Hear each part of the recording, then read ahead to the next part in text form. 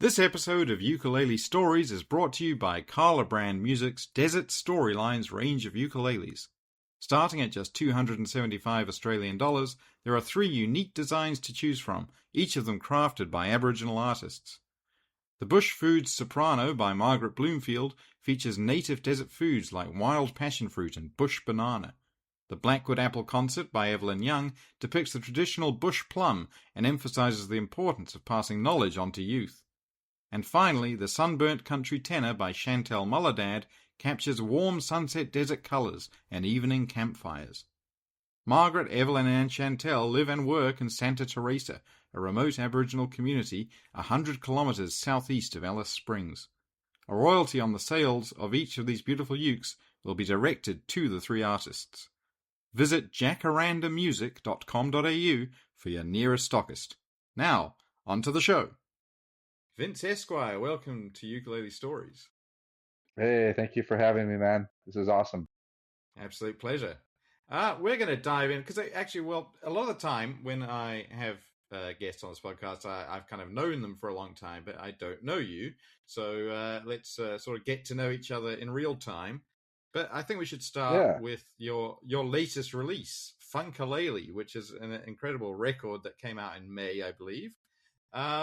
Yes, sir. And it is incredibly funky, and it's very cool, and that's kind of why I wanted to talk to you. So you reached out to me, and it was like, this is something really different and interesting, so that's why we're here today. So, yeah, Funkalele, what is the concept behind the album, and are you happy with it, and how it's been received? Oh, man, it's a long story. Well, the project completely from beginning to end took about 3 years, so it was like a ongoing thing. But I mean, really, just the concept is I just wanted to do something different with the instrument. I've kind of over the years developed my own style of playing, and a lot of that kind of music is the basis of my style of playing. So I kind of wanted to do something a little bit different, try and see where I could kind of push the boundaries of only having 4 strings and an octave and a half, and see what we could do with that. So, yeah, that was pretty much the concept. I just wanted to try something new and see how far I could really get it to go. Have you always been a big funk fan? Oh yeah, funk music's it's in my DNA, man. Originally I'm from Oakland, California, so that music's born and bred. So I've always had that music for sure around. And how did you put it together? Because there's a lot of incredible artists on this record. I was just looking into it. There's a lot of Prince alumni and the Tower of Power, who I've heard of, but I don't really know anything about. So yeah, let's talk about some of the collaborators you've got on this cool album. Yeah, well, the whole thing just started I would write demos in my living room and kind of recording just my ideas and I would kind of just use drum loops and stuff like that to kind of put my ideas together. And then I was introduced to an amazing musician named Michael Ruff who lives over on Kauai, and he spent a lot of time playing with Shaka Khan, and he spent a lot of time playing with Lionel Richie and a bunch of other R&B, top of the line R&B artists. So a lot of the introduction to the musicians on the record were through him, and I kind of let him lead the way on this project as the producer because I wanted to learn, and so I just kind of gave him the reins, and he kind of was very selective about the musicians on each song, going, okay, I think we need this drummer and this bass player for this cut, for this style. So he really just opened his Rolodex to me, and through him, even now I'm working on another album with some of these same musicians. He just opened his connections to me. So that was where I met these people. And I couldn't be more grateful to Michael for that because we have, the best of the best, really in R&B music. The drummers and bass players and everybody on this album is as good as it gets. And the Tower of Power, Tower of Power is from Oakland. They're from where I'm from, and they're legends. They've been playing since the late '60s, and they're still it's a going. Horn section, isn't it? It's a horn section. It's a band. I mean, they're a full band, but they're known for the horn section, and they're still playing. I think they're at 56 years right now, or something like that. They're still. I think they're actually they just got back from Australia, so they were just down kind of Oh near wow. you. Yeah. Yeah, so they're still going, still touring, and it was a because they're so busy, it was like a really a miracle that that whole situation actually happened. So yeah, Mm. I mean that's it was really Michael's introductions to all of his peers and friends that are now, friends of mine. I wouldn't quite say peers because I'm still learning from these guys, but definitely friends. And so that was that. That's how that's all that happened. Yeah, it's one of the very many cool things about music is the people you meet through it. I've talked to Yeah, other people on this pod about just calling up legends and saying, "Will you play on this thing?" and expecting it, and absolutely yeah. not. And they're just like, "Yeah," because musicians just want to play, and they're like, "That sounds They cool. just Let's want do to it." play. Yeah, Yeah, yeah, especially if it's fun for them. If they get the exactly. song and they're really into it, then it becomes a collaborative process. Yeah, yeah. Yeah, so it's mainly originals, but I think there's just is there just the one cover with "I Feel Good," the old James Brown classic. Yeah, that's the only cover. Everything else we wrote myself or Michael or a collaboration of both of us that we wrote. Yeah. Okay, and yeah, why did you pick the James Brown song? I mean, it's such a cool take on it as well. It's very different to the original and what people would probably think of. Well, it's interesting because like you mentioned, people know the original, but if you go on YouTube and you search James Brown alternate version of I Feel Good, he did a version that's similar to that, to the one that we put out, and that's the one that I kind of, I was doing some looking for some deep cuts, and I found that, and I was like, "Hey, Mike, check out this version that James Brown did." It was just like an alternate B side, and he goes, Yeah, "Yes, yeah. we're gonna do that one, and I'm gonna take it, and I'm gonna do some arrangement stuff to it, and." Yeah, so that's what we did, and but it's definitely check that out later. Go on YouTube, James Brown, I Feel Good, the alternate version, and check out his version of that because it's pretty cool. Yeah, will do, will do. And is it Olivia Ruff who's singing on that one? Yeah, it's Michael's daughter. Yeah, Ah, okay. hmm Yeah, she sounds yeah, amazing. yeah. She's a great vocalist.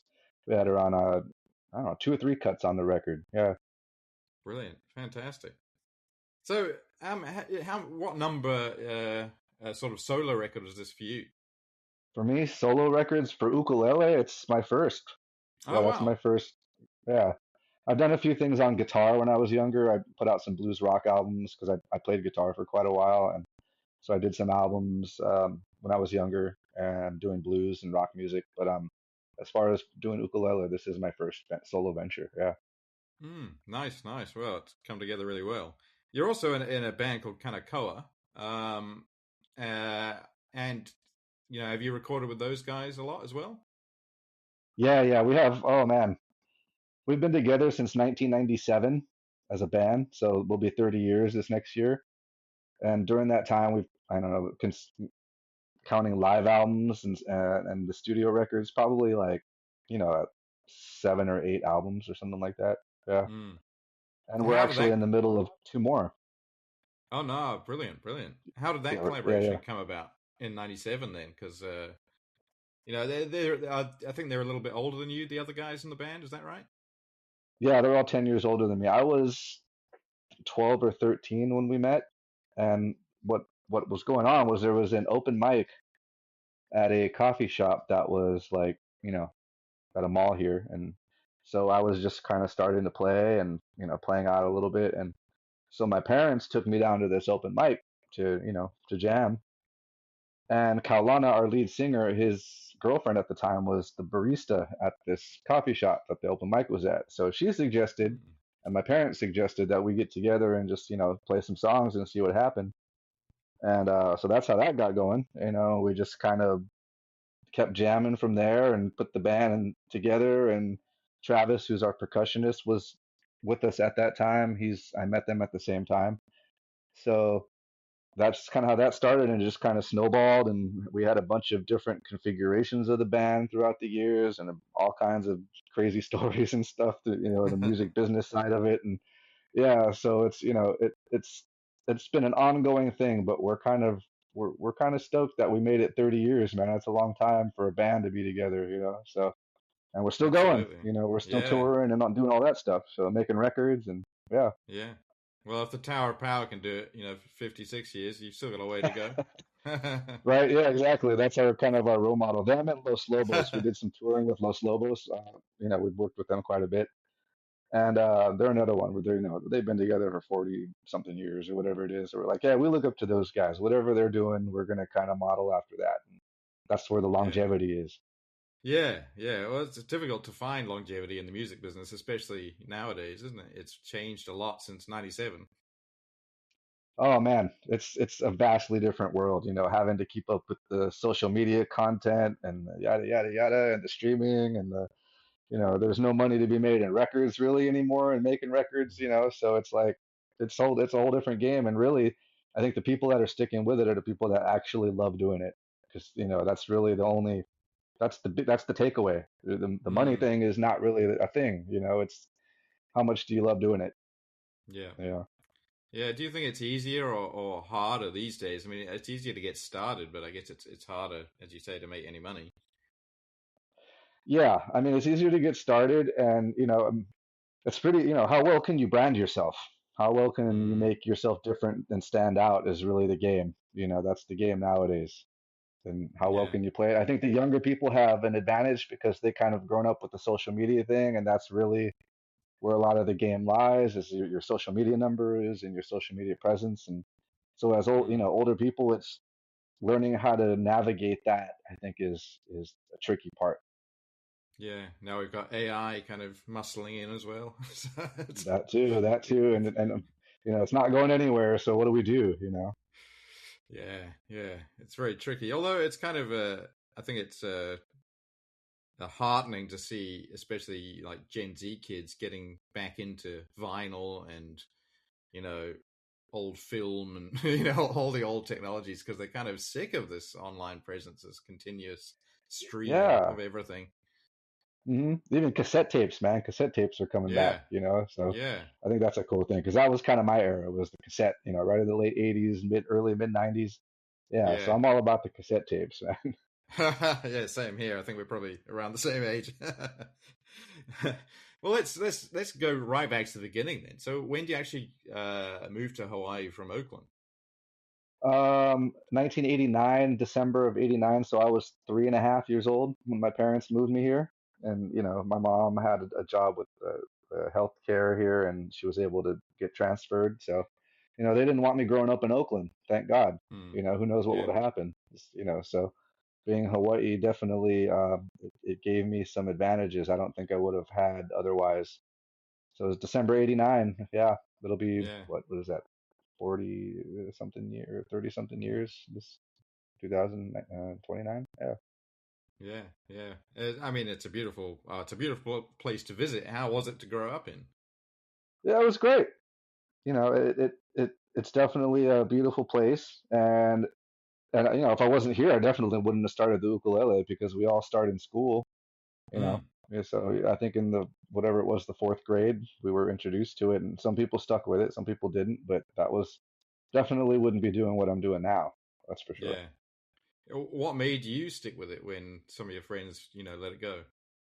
You know, my because my dad's a musician, my dad's a saxophone player, so I just kind of always grew up with a musician around. I just kind of wanted to learn how to do that. I've always had music around. Um, and then there were some great players that there were a couple of really good players when I was young that I really, when I heard play, I was like, oh, I want to learn how to do that too. Who were So, and they? oh man, I don't even think a couple of them play anymore. One was I'll never forget this kid was his name was Jason Pokipala, and we were like in middle and like elementary school together, and he was playing. I kid you not, he was playing Troy Fernandez, Brown Eyed Girl from the Coward Creator Boys, note for note, perfectly when we were like 10, Wow. 11, something like that. So I was like, oh, that's cool. And I remember I was just thinking about this the other day. I used to bug him. We were kids. So I'd be like, dude, play that again, play that again, play that again, play that again. 'Cause- so it was just seeing other kids that were really good at it, and I was like, oh, I want to learn how to play. And so I kind of took to it pretty naturally. It didn't take me long to kind of get the hang of it. So I just Yeah. stuck with it. Yeah, you mentioned Troy there. I mean, it was kind of a good time to start playing uke at that time because it's kind of what I term the third wave of uke. With the internet coming in and then ukulele taking off really in the early 2000s, and it's Hmm. still going. Not as strongly as then, but it's still a big thing now. So yeah, good time to Hmm. get in on the uke craze, I guess. Yeah, I mean, at that time it was him. It was Kelly Boy DeLima from Capenna. It was I mean, there was some great players. I mean, we also still had Peter Moon was still playing, Mm, and Jake Pureheart was just kind of starting, and so there was some really good players, at that time to take inspiration from. And yeah. so, it wasn't hard to keep inspired to keep playing because there were so many guys I wanted to play like, and sound like, and so inspiration was not light. It was pretty easy to keep going. Yeah, did you have a favorite amongst those kind of luminaries? Oh man, probably Troy. Yeah, at that time, I mean, I spent, I don't know, many hours per day practicing to Kyle Crater Boys records, and just at one point I could play all those songs note for note. I don't think I could anymore, but when I was young, I learned all the songs, all of them. I don't any of them. I could play all of them. So it was definitely Troy was definitely the gateway for sure. Yeah, yeah, for so many people too. I actually I found an old interview I did with him at the Nam show, and I put it on the pod. Actually, I think maybe the last episode. No, time Oh, before last. awesome. So yeah. Have a listen to that one if you want. It's only a Yeah, quick sort of definitely. I will. chat. I saw him at the Nam Yeah, I show. I was will. like, that's Troy Fernandez. Quick, talk to him. Yeah, yeah, yeah. Yeah, yeah. Well, how about nowadays then? Are there any sort of contemporary uke players that you're listening to and enjoy their work? Yeah, I mean, I don't listen to a lot of ukulele music, I mean, or Hawaiian music, but there's some players I definitely enjoy. Like Andrew Molina is a good friend of mine. I like his playing. I just got turned on to this kid in Japan. His name is Rio. Oh Have you heard yeah, this kid play? yes, Oh yeah, man. Oh, he's so good. I caught a video of him playing some funk stuff the other, or funky bluesy jazzy thing. I was like, wow, this guy's really good. So I love his playing. I really yeah. like Andrew. Anthony Fluke's a buddy of mine here on Maui. I like his playing a lot. Yeah, I mean, those are probably some of the people that I really enjoy listening to right now. Mm. Have you traveled much with the uke? Like, have you been to Japan? I had a layover in Japan once. I was going to Saipan with Willie K. Oh, Back in the nice. day. He hired me. Yeah, he took me down there and we did a gig together. And so I technically I have been to Japan, but it was a layover. But I definitely want to go back at some point. Yeah, because I know Yeah, there's some. well, I think there's some really great players over there too. incredible players and Yeah, incredible. Just they love the uke. They often go to yeah, Hawaii and just pick up a $5,000 uke just to put on the wall. They're like, exactly. it's a I've been real trying to get thing. my band down there. I've been trying to get the band down there because I know we would just crush it if we went to Japan. I Yeah, think people there would absolutely. just love the jam thing, and yeah, I really want to get us there. That's Yeah. one of the goals. Okay. Oh, well, yeah. Good luck with that. I hope it works out for you. Um, let's talk about your sound because I mean it is a really funky kind of uke sound you get. How do you do it? Like, what are you using in terms of gear and stuff? Well, for this album, I stuck to one ukulele, and it was the Kala Revelator. They gave Oh me yeah. one of them when it very first came out. They sent me one, and they were like, "Would you just play this and see what you think?" And I was like, "Yeah, sure." So I ended up really liking it for this project because it has the low G, and the low G, it was kind of necessary. I'm not a low G player when I play live. I'm always got a high G. Hmm. But for this album, just with some of the chord textures and stuff, I was trying to get the low G was kind of important. So I used the Revelator. Completely different than when I use live. When I play live, I use the Kala Maple, the tenor. I don't know what it's called, what the model number is, but it's the tenor maple four string. Yeah. Hmm. And so for the album, I'd pretty much just ran directly into my interface, my little Scarlett, and then I would kind of use some amp simulators, like just kind of tweak around with them until I got the sound that I was kind of wanting. But it was pretty much just Hmm. an amp sim and a little bit of delay and some EQ and compression, and that's about it. But Hmm. it's kind of similar to what I use live. I run my uke through a pedal board. I got a what do I got? I got a auto wah and a distortion and a delay, and so I run that into a Boss Katana amp. So it's it's pretty similar to my live setup. So I'm Mm. always running through an amp. But for the album, it was directly in amp simulators, and then it was just tweaking on it until it kind of fit. Yeah, there's a lot of people that were like, "No, that's a guitar on the album." I'm like, "No, it's a uke with distortion through an amp." So but that's kind of what I Well, like to do, just kind of tweak on it till it sounds cool. yeah. Well, that's good that you're kind of fooling them, I guess, that it might be a guitar. Yeah, that's crazy. Everybody's like, "Oh, it's a guitar. It's a guitar, man." No, I'm like, "No, it's a Yeah, well, it's like if you know of Lyle Ritz, the great old jazz player, and yeah, some of his early stuff. I've played it to jazz guitarists, and I'm like, that's a guitar. That's not a uke. What are you talking about? And it's like, no, it's a uke. Believe yeah, it. yeah." Yeah, I was actually talking to years ago. I was talking to Jake Chimbakura about gear essentially for ukes, and he was kind of saying that he wishes there was more uke specific stuff that wasn't made for guitar in terms of leads and everything really, equipment. I Do you? definitely feel that, man. I feel that Yeah. because I spent a long time trying to find a distortion, an overdrive pedal that Mm. wasn't just like an ice pick in your forehead. It was Yes. that wasn't just like super brittle and just didn't sound musical at all. And I finally found one recently. Fender put out a overdrive for acoustic instruments. It's Oh, called the really? Smolder, and that's the one I use now because it's got Mm. an EQ on it and it sounds amazing for the ukulele. But it's built specifically for acoustic guitar and acoustic instruments, so it ended up just working out. But before that, I was trying tube screamers, I was trying Boss distortion pedals, I was trying all kinds of stuff, and I couldn't get one that was a smooth sound, and finally found one that I use. Yeah, Okay, smolder. I'm going to look that up because yeah, as you say, yeah, it can be really yeah. It's difficult. really cool.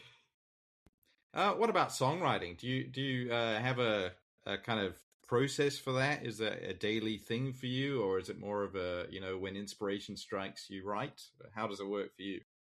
Lately, it's been like I've just been kind of writing a lot, and it just starts with you know putting little ideas down in Pro Tools and just messing around and just I don't try to do it. I don't know if I do it every day, but occasionally I'll just sit down. Like today, I'm working on some final mixes for my second project I have coming out in September, and so a lot of times I'm mixing and mastering because I do a lot of my that stuff myself, and then yeah, I try to write occasionally, come up with little ideas. I got a bunch of voice memos in my phone of little ditties or whatever, and so I'll just lay those down sometimes, and then yeah, like I said, I come up with the demos. Like I go on Splice and use drum loops and all kinds of stuff. And I did hip hop production, or I still do it for hip hop artists. So making beats and stuff like that, it's easy for me to get my ideas out with loops and stuff like that, so I can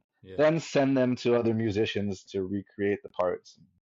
That's my process of writing. I'm not really a Mm. lyric writer. I like to do more instrumental stuff, but I try to just come up with ideas when I can and make sure I Mm. don't forget them. Yeah. What's your next project then in September going to be about?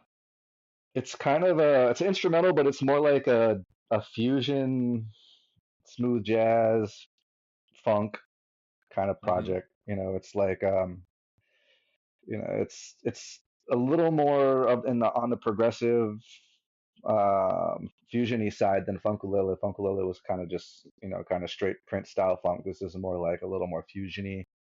Mm. Still horn section stuff. I got another really great horn arranger that I work with now, and he's doing an amazing job on these songs.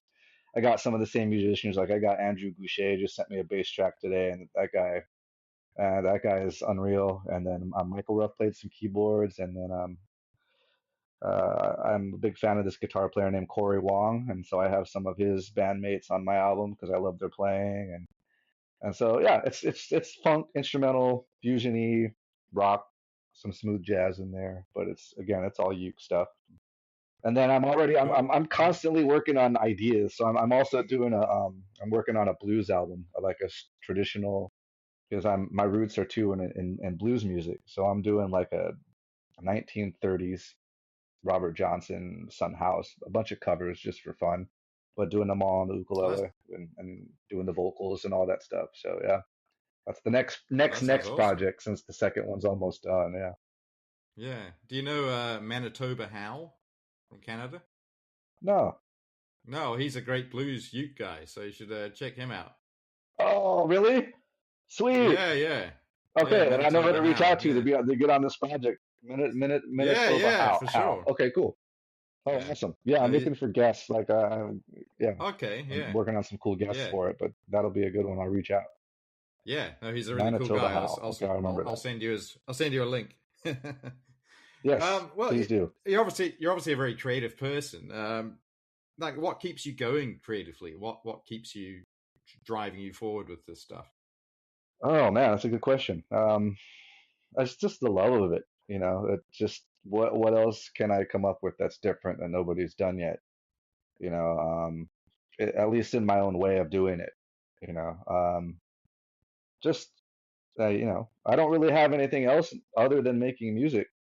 So Mm. making music is that's really what I do. It's I mean, it's not to sound cheesy, but it's like it's what I am. So that's what I do. You know, Mm. Mm. I don't think I could do anything else. Unless it's I don't. It would probably be going and I don't know. I haven't even really thought about it, but it's just gotta keep pushing forward and being creative and seeing what you can do to push the bar. So, and I like to challenge myself, with harder and harder things and harder ideas. And I think working with great musicians keeps me going.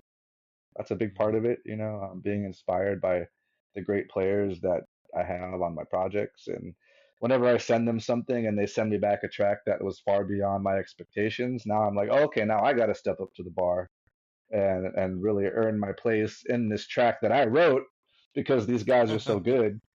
So I gotta I gotta it helps me keep going to just keep raising the bar and so Yeah. just and being creative, pushing the boundaries. Yeah, what advice would you give to someone who maybe wants to be more creative? Maybe they've got a day job and it's just difficult to find the time and stuff. Yeah, what advice would you give that person? I think a big part of it would be not to be too concerned with what other people think about your art and what you're doing and a lot of times we get caught up in should I do this because what are people going to think about it? I think it just put out what you love, put out your art, respect yourself as an artist, and then just keep going with it. I mean, it really depends on your goals. Is your goal to be a successful artist, or is your goal just to do it in your off time and have fun with it? Is your goal to make money in it? I mean, there's so many different avenues and aspects of being an artist, and really just being honest with yourself is really a big key about what your goals and your intentions with it are, because that's how you're going to navigate what you need to do. So Mm. really be honest with yourself and your ability. Be honest with yourself in what your intentions are, and be honest with yourself in just putting out what you love to do. It doesn't matter what kind of art it is. It just, those are the things you have to ask yourself, I think. Mm. Oh, that's great advice. Thank you for that. Now, what about playing live in Maui? We were just talking before the pod about Lahaina, which is sort of the main, as the capital of Maui, I assume. um, and Yeah, they had yeah. terrible fires, and but it's all sort of coming back now. So, how is the live music scene in Maui these days?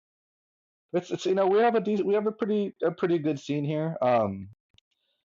I have a regular gig that I play every Sunday with the Kanekoa guys over in Kihei. It's on the south side of the island at a place called Nalu's South Shore Grill. We're there every Sunday night when we're not on tour. So, I mean, there's not a lot of places to play. So, especially after the fires, then it kind of became more competitive here because everybody's now, trying to get into other gigs that people already have. And it's Mm, like, it was really a challenge and it's still kind of a challenge.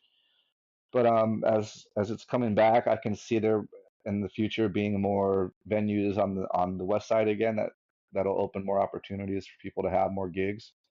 Mm. So I know that everybody that's here, we're all just grateful for the work that we have right now. But it's a pretty tight knit community musician wise here, as far as the Mm. community. So we're just kind of rolling with the punches, riding the wave until we see what happens over there. But yeah, grateful for the gigs that we have. There's some great venues that are still around. There's some great bands here, great musicians. Yeah, so the music scene's good. The music scene's Mm. solid. I suppose there's also potential for great new venues to open as well Yeah, when exactly, everything gets going. exactly. Some So, new venues. Yeah. mm. hmm Yeah. Do you ever play on the other islands? Occasionally, we have something coming up on Oahu in October. We have a corporate event in November on Kauai. We get to the other islands. We're kind of trying to concentrate more on the west coast of the United States right now. So we've been hammering that this year a lot. We're going back again in a couple of weeks to Northern California. And then we're in the Pacific Northwest in September, Seattle and Oregon. And then November, we're doing another ukulele seminar tour from Spokane down to probably Vegas. So we're traveling quite a bit through the end of the year, and then we'll be home for the holidays. Yeah. Yeah. Okay. Well, a lot of pro uke players also are teachers. Are you a teacher as well? I'm just kind of getting my feet wet into the whole teaching thing. I wasn't for a long time. I'm finding myself with a little more time now, and as I'm getting older, for sure, I'm wanting to share the information that I've gained. So we've been doing Mm. a lot of seminars on the mainland, a lot of workshops. We just came back from a tour that was basically built around doing workshops. We went all the way Mm. from Reno Nice. to the Bay Area to up to Seattle, and we did like 10 workshops in 13 days or something like that. So we've been teaching it quite a bit. Sharing the knowledge, I think, is an important next step in my journey for sure. So we'll be doing more. Mm. Have you played many ukulele festivals? No, I would like to get into doing more though. It's a little bit challenging over here in Hawaii to go tour on the mainland or do mainland shows. But I think at some point soon, we're going to start doing more ukulele festivals. I have I just have a feeling that's going to be a thing pretty soon. We're going to just get more into doing that. Okay, that's great. Final question then. What does the ukulele mean to you? Oh man, that's a new one. That's a good one. I think at this point, I've been playing for so long that it more than anything else, it just means artistic freedom because I can. There's not a lot of things that I can't do with it, so I can just I can. It's beyond thought at this point. I don't even have to think about playing. Like I was just having this conversation with my dad yesterday through texting. We were texting each other, and I'm like I'm a huge Bruce Lee fan. So especially a lot of his philosophies, especially getting to the point where you have no technique because there's no thought behind it. So for me, that's where the ukulele is at. I kind of feel like I don't have to I don't really have to think about it. It's just kind of like breathing at this point. So for me, it's just artistic freedom with it. I can do whatever, experiment with whatever, try to push it as far as I can push it, and so that's what it means for me. It's just being truthful to myself and that I can be as artistic as I want with it. Oh, that's awesome. Brilliant. Well, thank you so much for this chat. All the best with Funkalele, and I hope the new project in September goes well. Let us know about it, and yeah, thanks again. Thanks again. It's been great to meet you. Yeah, All right, thanks, Vince. Have a good day over there. for sure, man. Yeah, I'll get you some new tracks from the new stuff soon so you can check it out. Well, that was fun. Thanks for listening to Ukulele Stories. Please subscribe so you never miss an episode. You can also support the show directly at buymeacoffee.com/Camuke. That's buymeacoffee.com/KAMUKE. To take us out, here's Vince with a great track called Turbulence from his Funkalele album. I'm Cameron Murray. Until next time, keep on smiling and keep on strumming.